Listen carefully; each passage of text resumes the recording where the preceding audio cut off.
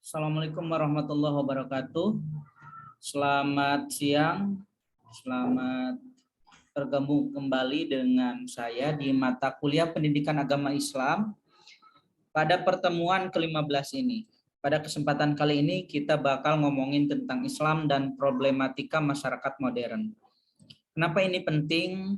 Hal ini sebagai salah satu ikhtiar kita untuk melakukan pembacaan-pembacaan terhadap situasi dan kondisi di mana kita hidup, tepatnya di era sekarang, di zaman sekarang. Kita hidup di zaman modern di mana teknologi, ilmu pengetahuan, bahkan produk-produk kebudayaan itu sudah berada pada titik puncaknya. Sebelumnya, zaman dahulu tidak terpikirkan bahwa kuliah itu menggunakan laptop, kemudian disambungkan ke internet, dan saya muncul secara virtual menyampaikan materi. Tapi berkat perkembangan teknologi, hal itu bisa terlaksana. Di sana ada efisiensi, di sana ada efektivitas. Saya dan teman-teman nggak harus berjumpa, tapi tetap materi kuliah dapat disampaikan. Itu adalah cara bagaimana kehidupan kita selalu berkembang, berdialog dengan problem-problem yang harus kita hadapi, dan kita berada pada titik yang disebut dengan zaman modern. Zaman modern itu apa? Zaman modern itu zaman di mana kita hidup di waktu paling ujung ataupun di waktu paling mutakhir. Itulah yang disebut dengan zaman modern. Dan kita hidup di zaman itu. Nah, pada kesempatan kali ini ternyata yang akan dibahas nggak hanya apa yang dimaksud dengan modern, tapi juga modern hadir sebagai bagian dari fenomena yang melahirkan berbagai banyak problematika, terutama problematika bagi masyarakat itu sendiri. Jadi setiap zaman itu punya masalah, setiap zaman punya tantangan, setiap zaman punya jawaban juga. Nah, kira-kira apa sih tantangan dan masalah yang kita hadapi ketika kita hidup di zaman modern? Pertama, mari definisikan terlebih dahulu apa yang disebut dengan modern. Nah, masyarakat modern atau modern society adalah masyarakat yang hidup pada zaman modern, yang kalau dalam bahasa kita secara etimologi, masyarakat itu kan society, yang artinya secara etimologi adalah masyarakat, kawan. Nah, sedangkan modern, apa yang kemudian disebut dengan modern? Modern adalah, bentar ya. Modern adalah zaman di mana kita hidup di zaman paling mutakhir, paling up to date, paling maju, dan sebagainya. Nah, dari beberapa tokoh ada yang coba mendefinisikan apa yang disebut dengan masyarakat. Yang pertama ada Taqiyuddin An-Nabhani yang mengatakan masyarakat adalah sekelompok individu seperti manusia yang memiliki pemikiran, perasaan, serta sistem aturan yang sama dan terjadi interaksi antara sesama karena kesamaan tersebut untuk kebaikan masyarakat itu sendiri. Nah, sedangkan menurut Selo Sumarjan yang dimaksud dengan masyarakat adalah orang-orang yang hidup bersama dan menghasilkan kebudayaan.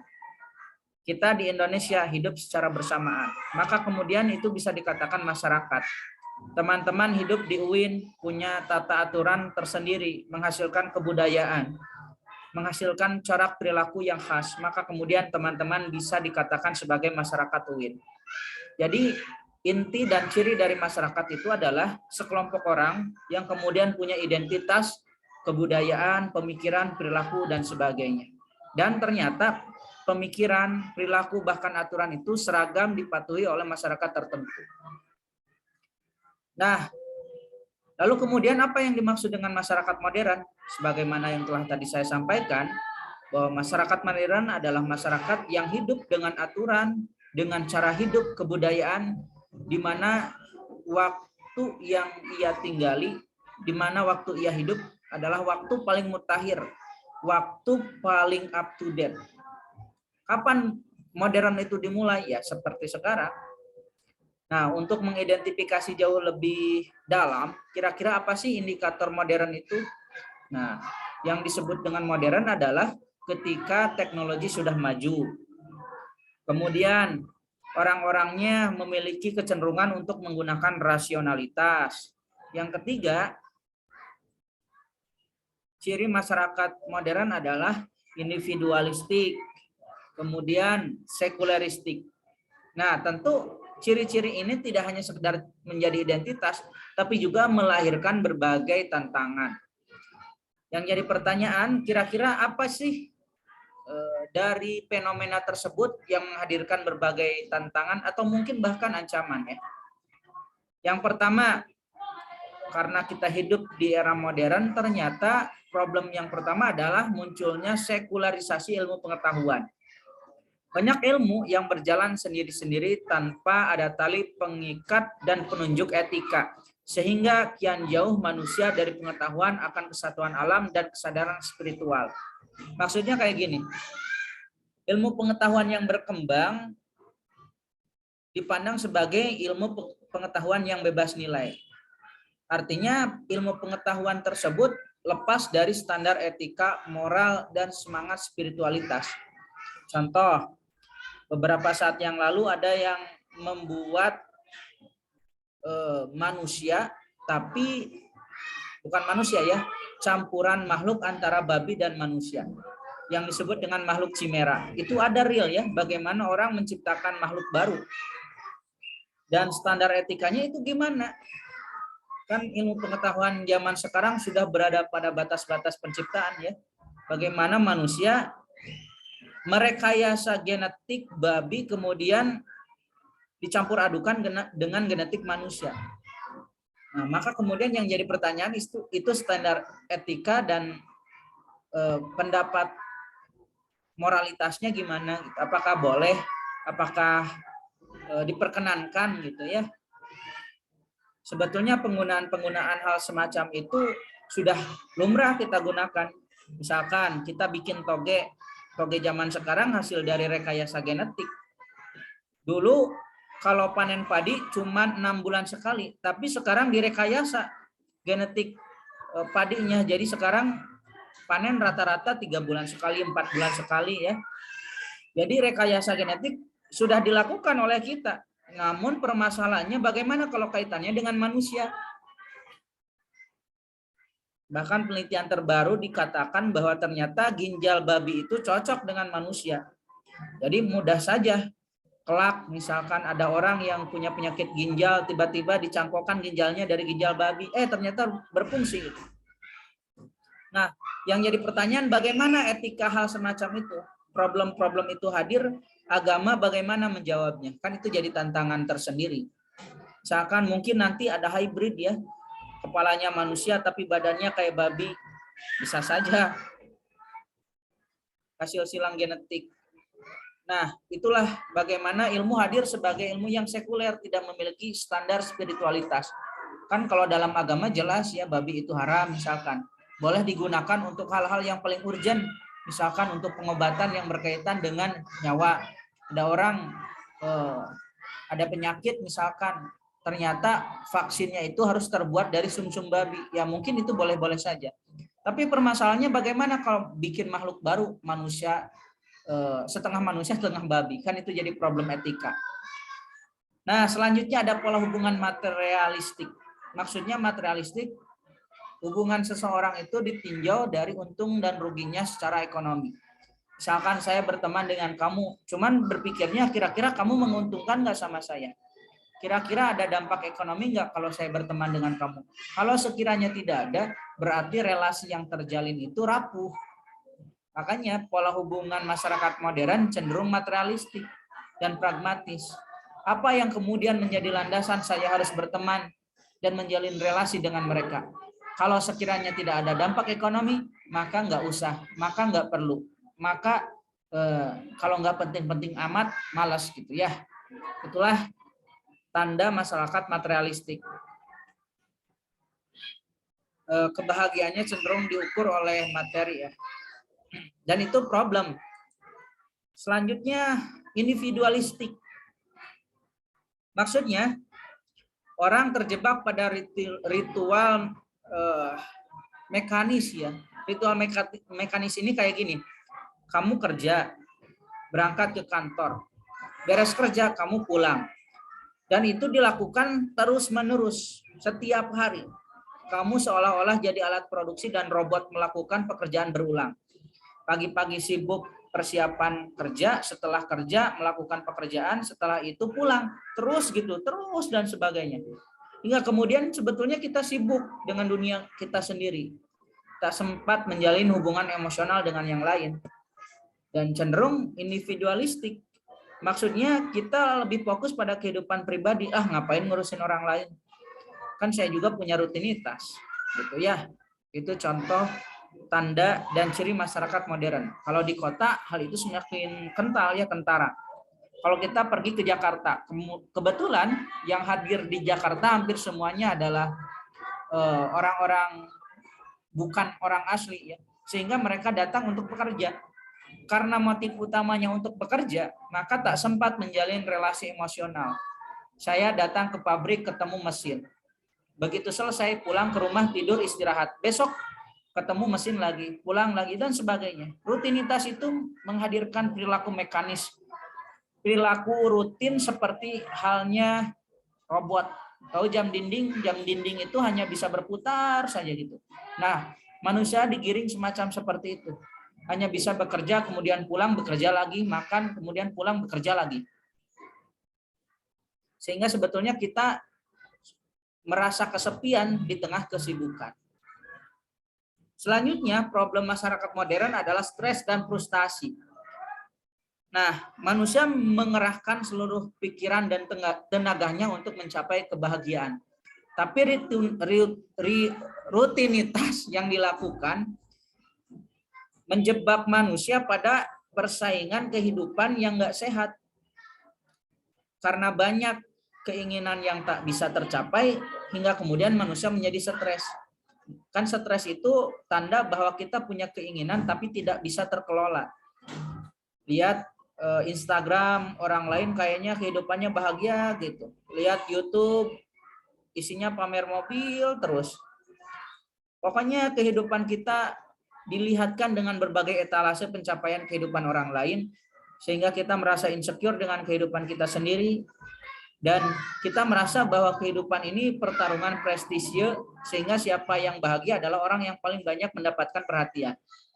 Nah, dengan standar kehidupan yang demikian, nggak jarang kita merasa bahwa kehidupan kita stres dan frustasi. Sebab tak jarang kita juga terjebak pada komparasi kehidupan yang nggak sehat. Seolah-olah kehidupan orang lain jauh lebih bahagia. Seolah-olah orang lain kehidupannya jauh lebih mudah. Padahal setiap orang punya masalah masing-masing. Nah, dengan standar kehidupan dan dinamika yang nggak sehat, tak jarang orang merasa stres dan frustasi.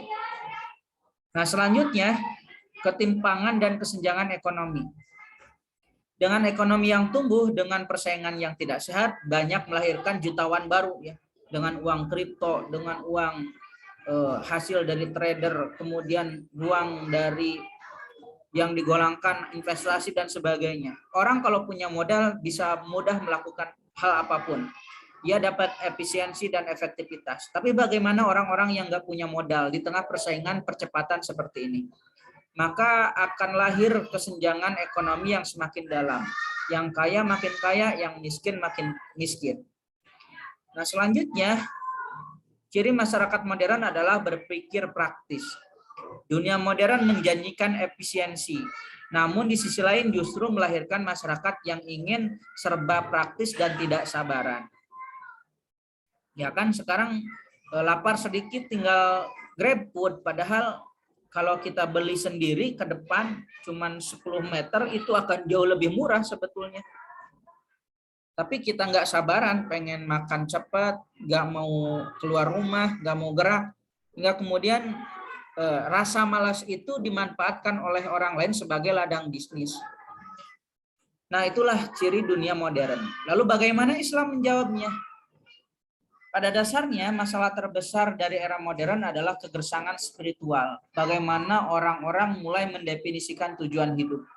kita hidup di dunia ini untuk apa gitu ya? Apakah hanya sekedar bertemu mesin, kemudian bekerja, pulang, besok melakukan hal yang sama, terus menerus kayak gitu.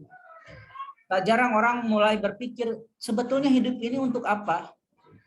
Nah, maka Islam hadir menjawab tantangan tersebut sebagai instrumen untuk menawarkan ketenangan dan kesejahteraan secara psikologis. Nah, Islam memberikan panduan hidup dengan sentuhan psikologis, dengan ritual ibadah dan rutinitas keagamaan, membentuk manusia yang mapan secara sosio-psikospiritual. Nah, kalau kita terjebak pada kehidupan modern, kita individualistik. Tapi dengan semangat keislaman, kita dituntut untuk mencintai, menyayangi, menjalin relasi yang disebut dengan silaturahmi. Maka kehidupan kita akan semakin sejahtera secara psikologis maupun secara sosial. Bayangin kalau kita sakit nggak ada yang bantuin. Kalau kita butuh bantuan kemudian dicuekin oleh orang lain. Nah, Islam itu mengajarkan bahwa kita hidup nggak bisa sendiri. Kita hidup harus saling bersinergi. Maka nggak bisa individualistik. Nah, bukti nyata Islam hadir sebagai penawar bagi masyarakat modern yaitu bertumbuhnya komunitas hijrah yang diikuti oleh berbagai kalangan. Kalau teman-teman aktif di Bandung ya, banyak kemudian dapat kita saksikan pengajian-pengajian yang diikuti oleh remaja di Masjid Al-Latif, di Trans Studio. Kenapa banyak anak-anak muda yang ingin datang ke masjid? Karena pada dasarnya kita sudah berada pada titik kulminasi ya, yang disebut dengan era modern, capek dengan kehidupan, pengen punya ketenangan, pengen punya ketentraman. Maka banyak komunitas-komunitas hijrah, orang yang merasa dengan kehidupannya sudah capek, pengen mencari kehidupan yang enak, tentram, meskipun sederhana. Maka Islam hadir semacam oase di mana orang yang melakukan kehidupan tapi mengalami kegersangan spiritual, Islam hadir. Makanya dalam Islam kita dianjurkan berzikir, ala bidzikrillah tatmainul qulub. Berzikirlah, nanti hatimu akan tenang, hatimu akan stabil dan tidak rapuh. Menurut penelitian, orang yang memiliki pemahaman agama dan rutinitas ritual yang rutin itu memiliki kemampuan meningkatkan semangat hidup yang jauh lebih baik ya. Boleh dilihat di buku Bapak Taufik Kasyaf, Tuhan dalam Otak Manusia. Di sana dijelaskan bahwa orang yang memiliki semangat keagamaan secara emosional dan secara spiritual, secara psikologis jauh lebih stabil daripada orang-orang yang tidak memiliki tumpuan harapan.